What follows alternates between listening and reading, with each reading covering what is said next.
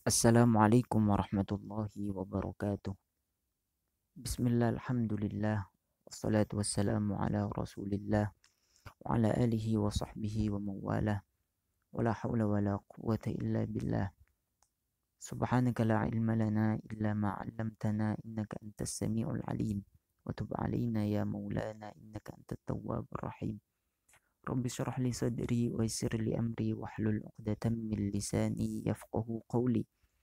Amma ba'du, teman-teman sekalian, alhamdulillah, pertama-tama mari kita bersyukur kepada Allah Subhanahu wa taala karena pagi hari ini kita sudah memasuki hari ke-11 dari bulan Ramadan.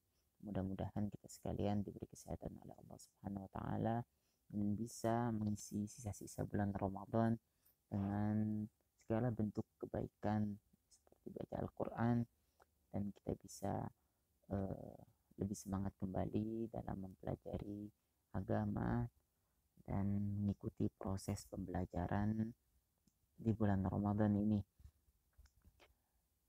Nah, teman-teman sekalian, pada kesempatan kali ini kita akan menyelesaikan materi kita pada bab keutamaan berwudu. Sebagaimana yang ada di hadapan kita sekalian, langsung saja kita bahas. Bismillahirrahmanirrahim. Qala sallallahu alaihi wasallam, Rasulullah sallallahu alaihi wasallam bersabda, al-wudu'u syatrul iman. Wudu adalah separuh iman. Al-wudu'u wudu, syatrul iman adalah separuh iman. Rasulullah sallallahu alaihi wasallam dalam hadis ini menjelaskan kepada kita sekalian bahwa wudu punya posisi penting di dalam agama Islam. Buktinya apa? Buktinya dalam hadis ini disebutkan wudu itu setengah dari keimanan. Jadi setengah iman punya bagian setengah, wudu juga punya bagian setengah di dalam agama. Apa maksudnya setengah? Bagaimana bisa digambarkan seperti itu? Para ulama menyebutkan kenapa wudu itu setengah dari keimanan dan iman itu setengah dari bagian yang lainnya. Karena kata para ulama, al-wudu'u yutahhiru najasat al-zahir.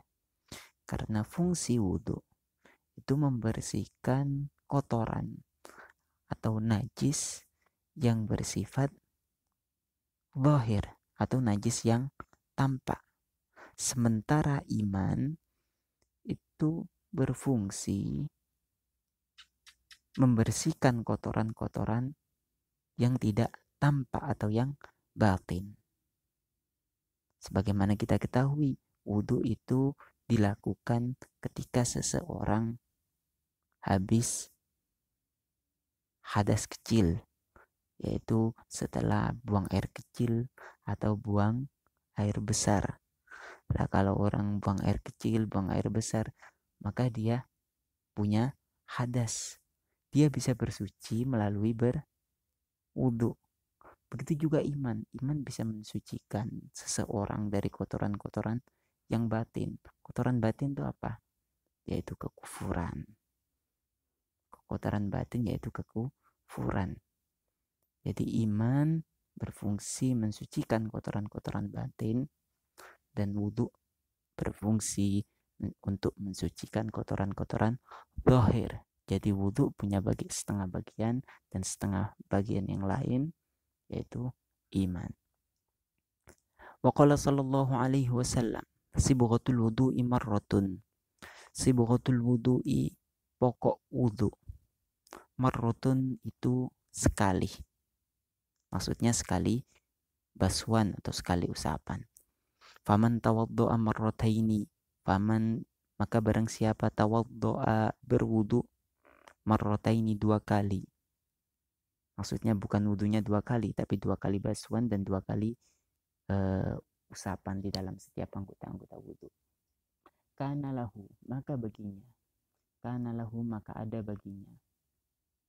Kiflani, dua lipat. Kiflani, dua lipat ganda. Minal ajri, dari pahala. Jadi pahala 2 kali lipat.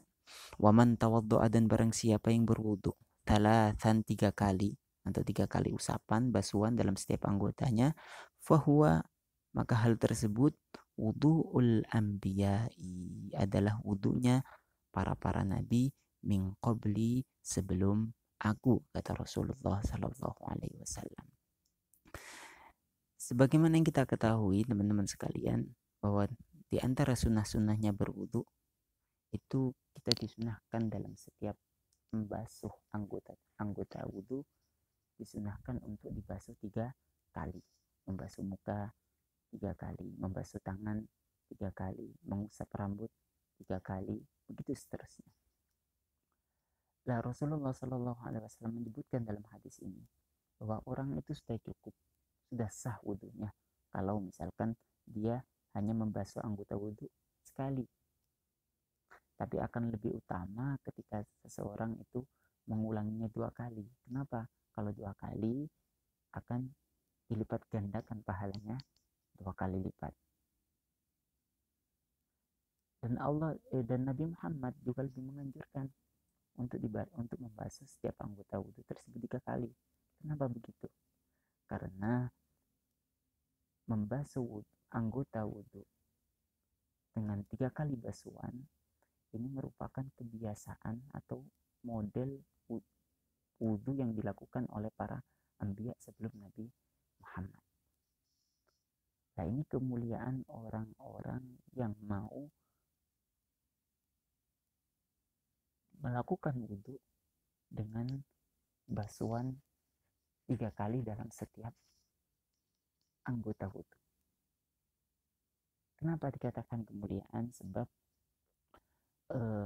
orang tersebut punya kebiasaan, punya aktivitas yang sama seperti kebiasaannya orang para anbiya.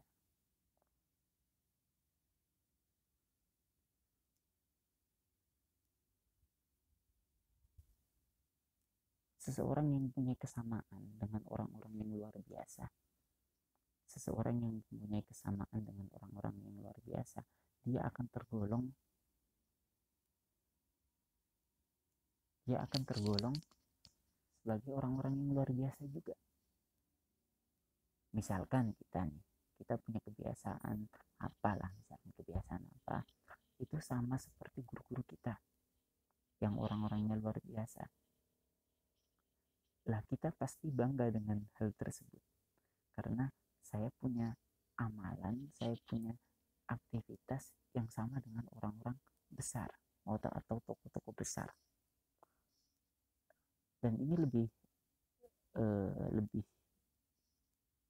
luar biasa karena kesamaan tersebut bukan pada tokoh-tokoh besar atau bukan pada orang-orang biasa, tetapi ada kesamaan dengan para kekasih Allah, yaitu para nabi sebelum Nabi Muhammad. Sehingga seseorang yang mau membasuh setiap anggota wudhu, ketika berwudhu itu setiap anggotanya dibasuh 3 kali, diusap 3 kali, maka dia tergolong orang-orang yang istimewa. Kenapa? Karena dia punya kesamaan dengan para nabi sebelum Nabi Muhammad. Maka dari sini ya kita berharap bersama, kita memohon taufik dari pertolongan dari Allah Subhanahu wa taala agar kita bisa meniru yang menurut Nabi, apa yang dicontohkan Nabi Muhammad, dan bisa melakukan sunnah Nabi Muhammad, karena di situ terdapat banyak keistimewaan yang akan kita peroleh dengan mencontoh dan mengikuti, meneladani Nabi Muhammad sallallahu alaihi wasallam. Wa qala sallallahu alaihi wasallam, hadis yang ketiga, la yaqbalullahu salata ahadikum. La yaqbalu, tidak menerima, Allah tidak menerima salata ahadikum, salat salah satu di antara kalian, idza ahdasa, manakala berhadas, hatta yatawaddoa, hingga berwudu. Ya, sebagaimana kita tahu, ya, salat seseorang tidak bisa melakukan salat kecuali dia harus dalam keadaan suci. Nah, kalau misalkan di dalam anggota bajunya ada kotoran, ada najis, maka dia harus dicuci terlebih dahulu. Kalau dia berhadas, kalau hadas kecil, kalau hadas besar maaf, maka dia harus mandi besar. Kalau dia hadas kecil seperti kencing, buang air besar, maka dia harus berwudu. Kita nggak bisa sholat tanpa itu semua, karena wudu merupakan syarat daripada sholat. Jadi syarat itu bisa dilakukan atau harus dilakukan sebelum memasuki ibadah. Selanjutnya yang terakhir, waqala sallallahu alaihi wasallam, al-wudu'u nurun ala nur, al-wudu'u ala al-wudu' nurun ala nurin. Al-wudu'u wudu' ala al-wudu'i, di atas wudu' yang lain, adalah nurun, cahaya, ala nurin, di atas cahaya. Ini pembahasannya sama seperti yang kita bahas sebelumnya. Jadi al-wudu walal wudu, yaitu tajdidul wudu, membaharui wudu. Seseorang sudah dalam keadaan bersuci, sudah dalam keadaan suci, dia sudah punya wudu. Akan tetapi misalkan sebelum memasuki sholat dia wudu lagi, udah punya wudu masih mau wudu lagi, itu Nabi Muhammad menyerupakan seperti nurun ala nurin, seperti cahaya di atas cahaya. Jadi kebaikan di atas kebaikan. Orang udah suci, dalam keadaan suci tapi mau wudu lagi, itu seperti cahaya di atas cahaya. Kita bayangkan misalkan dalam suatu kelas, dalam satu ruangan ada ruangan gelap, ada ruangan yang gelap. Kita kasih satu lampu, gimana keadaannya? Nah, kalau kita kasih lampu, kita akan bisa melihat apa saja yang ada di dalam ruangan itu. Yang awalnya tidak bisa melihat apa-apa, kita kasih satu lampu, kita akan bisa melihat apa saja yang ada di dalam ruangan itu. Kita tambah satu lampu lagi, jadi 2. Kelas akan semakin terang. Bahkan hal-hal yang kecil, barang-barang kecil di dalam ruangan itu, kita akan bisa melihatnya dengan jelas. Nah, ini gambaran seseorang kalau mau memperbaharui wudhunya, meskipun dia sudah suci, wudhu kembali, orang tersebut akan mendapatkan kebaikan di atas kebaikan, seperti halnya cahaya di atas cahaya. Saya kira ini dalam pertemuan kali ini yang bisa saya sampaikan, mudah-mudahan bermanfaat. Pada pertemuan yang akan datang insyaallah kita akan membahas tentang fadilatu as-siwak, keutamaan siwak. Saya kira ini saja yang bisa saya sampaikan. Mudah-mudahan membawa manfaat kepada kita sekalian. Saya harap teman-teman lebih semangat lagi dalam belajarnya dan bisa mengisi sisa-sisa bulan Ramadan ini dengan hal-hal yang baik, dengan hal-hal yang positif, sehingga itu bisa menggembirakan orang tua kita, guru-guru kita, dan orang-orang sekeliling kita. Wassallallahu ala sayyidina Muhammadin wa ala alihi wa sahbihi wasallam. Alhamdulillahi rabbil alamin. Assalamualaikum warahmatullahi wabarakatuh.